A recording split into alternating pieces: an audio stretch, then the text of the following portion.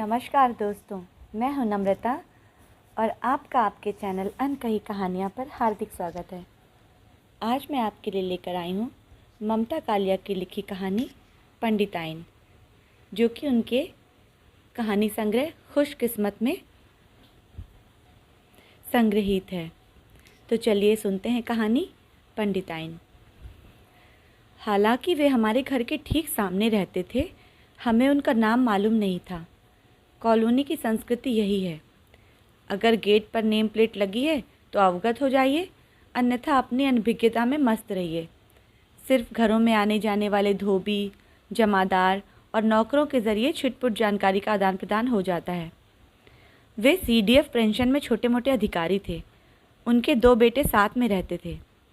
एक लड़का high school में पढ़ रहा था और दूसरा प्रतियोगितात्मक परीक्षाओं की आड़ में अपनी बेरोजगारी ढकने का वर्षों से प्रयत्न कर रहा था। अभी पिछले साल सुनने में आया कि उम्र अधिक हो जाने से अब वह प्रतियोगी परीक्षाएं देने की स्थिति में भी नहीं है।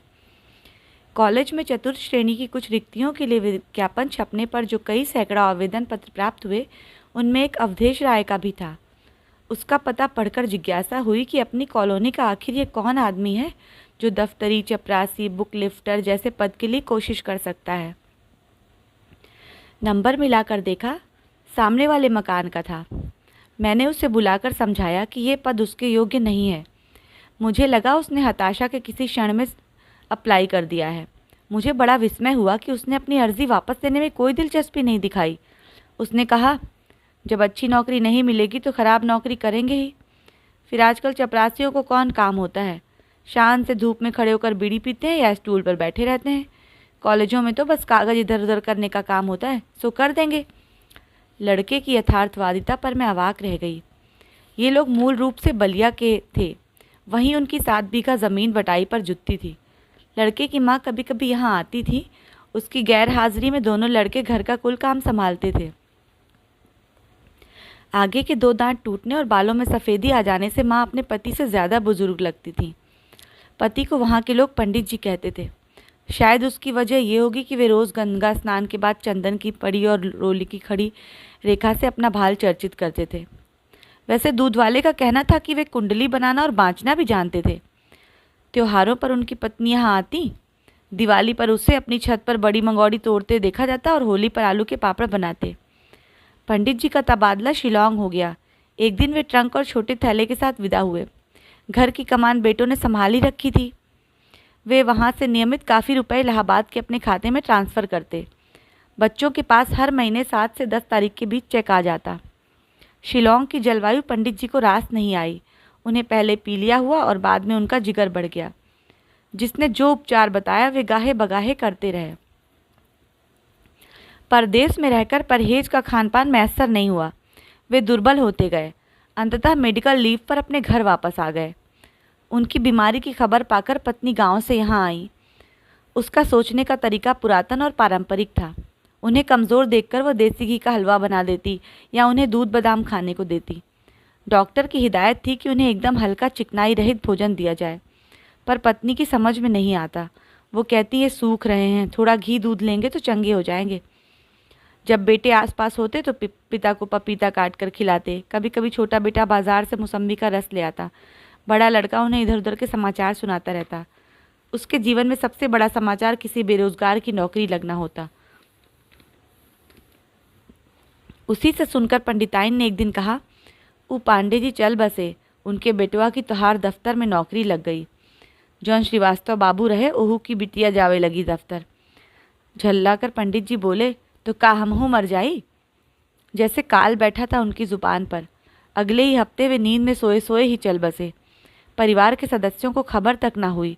सुबह पंडिताइन ने उठकर दरवाजे खोले, गंगा जी जाने के लिए प्लास्टिक की डोलची में अंगोछा धोती रखी और उन्हें पुकारा, "चलो जी, अबेर हुई रही है।"